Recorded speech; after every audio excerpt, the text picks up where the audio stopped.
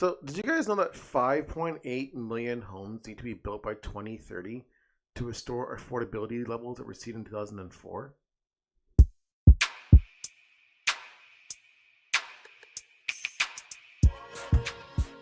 Well, how do you feel about that, Josh? This is the one thing that I have actually paid the most detail to.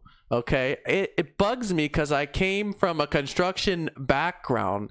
I started in carpentry, basically about that time when the affordability was the same as they're talking about in 2004, and it bothers me to listen to such asinine politicians who have no idea how to build homes, promise that they are going to just double the capacity that Canada has. Like, it's not going to happen. This is hot air political promises that I absolutely hate, because you know what?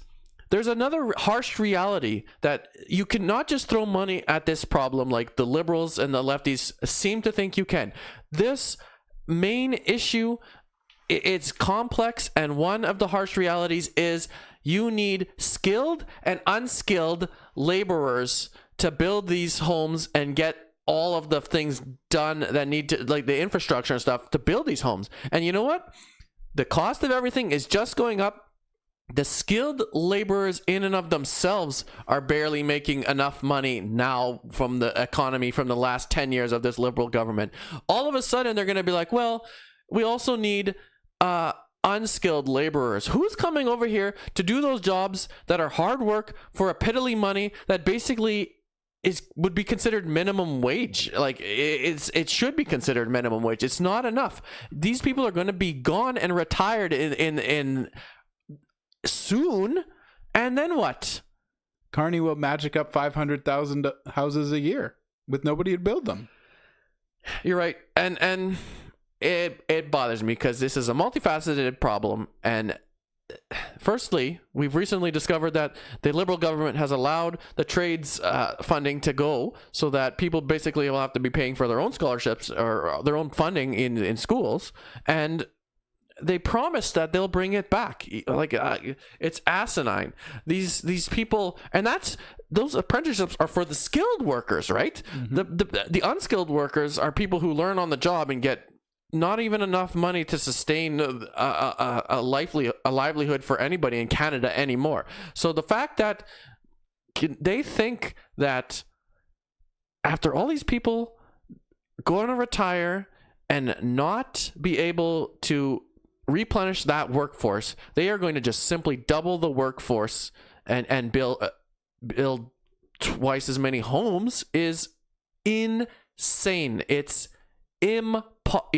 Impossible. Yeah. That's impossible. Yeah, it's all of those things. I just cannot fathom how this government makes these political promises, and some obsessive YouTubers think that this is a great idea and a good policy. None of it is going to happen. There's a couple things you need to have here.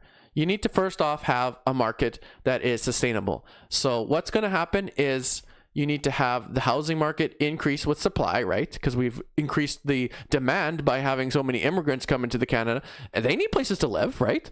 So if you need a place to live, and there's a high demand for the housing, the cost of it goes straight up, and then people can't afford it. So the only thing you can do basically is this is what I see happening. You know what? They're not going to build the homes. They don't have the people. They either need to get more people in, more immigrants that are actually going to build, right? Because they're not going to. They're cutting immigration. Yeah. Well, you know what?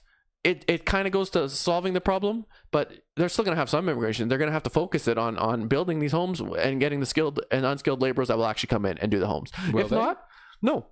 There's one other solution, you guys, that you probably haven't thought about, but you can throw money at the situation, because China can just simply build the houses for us. They can build modular, cheap houses that probably aren't even great in our climate, and they'll run on batteries. Yeah, probably, and they'll be basically assets that are held by Brookfield, and right. What will happen is there'll be cheap little houses. You won't like it, but you know what? You'll pay $100,000 for some intermodal container, basically, that they'll plop down on some property that will be $100,000 of itself, and there you got a $200,000 house that somebody can go and live in.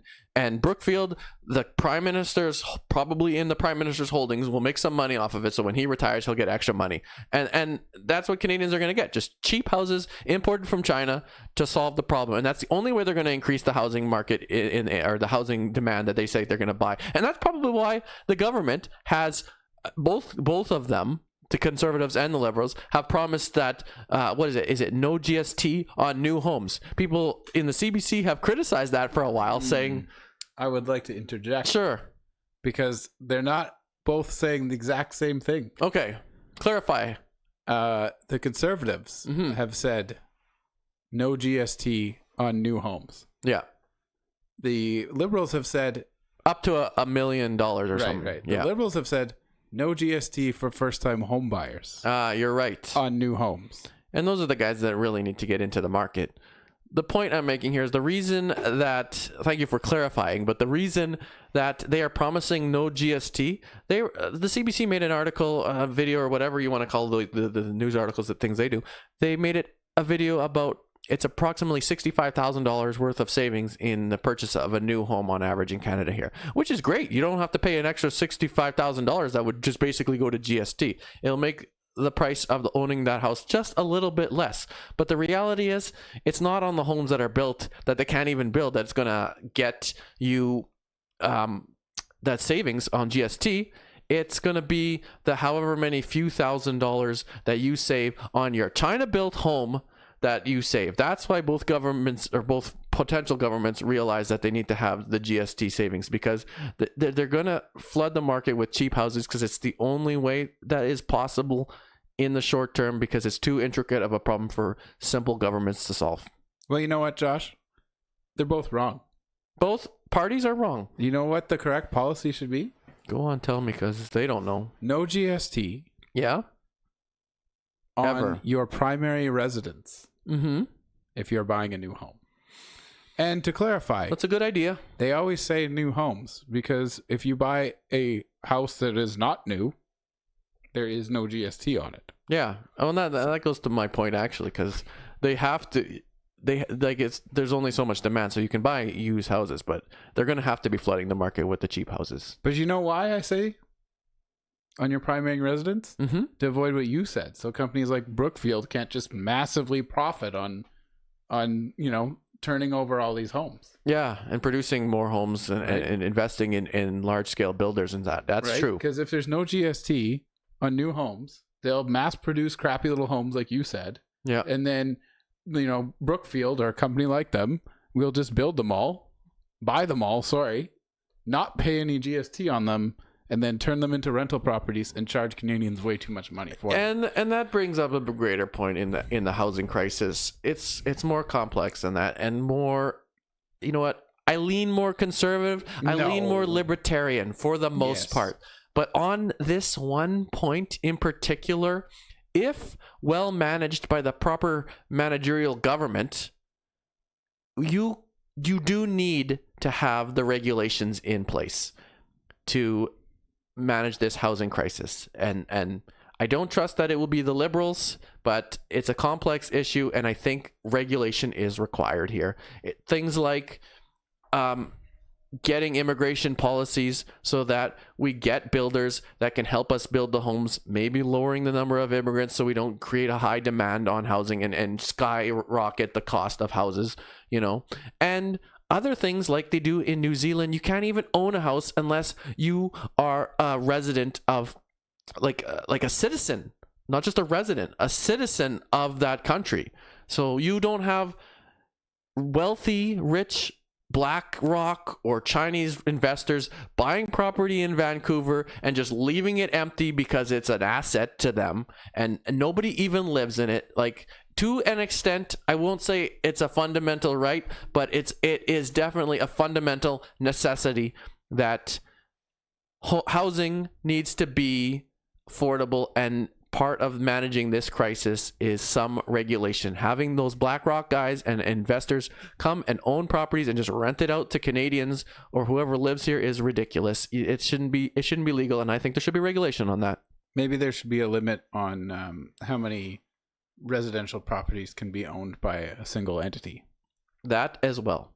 It goes to my point. Regulation on this matter is needed. And I don't normally say that. I normally say get the government out of my business. Yeah. But in this scenario, if we had the right responsible people, and unfortunately we don't, we only have self-serving people that are uninformed on how to manage this market crisis. But maybe just maybe some common sense people will take over this country and we will have hope once again. Well, Josh, who would have thought that a bunch of self-serving environmentalist whack jobs led by a tax evading banker would have a bad plan?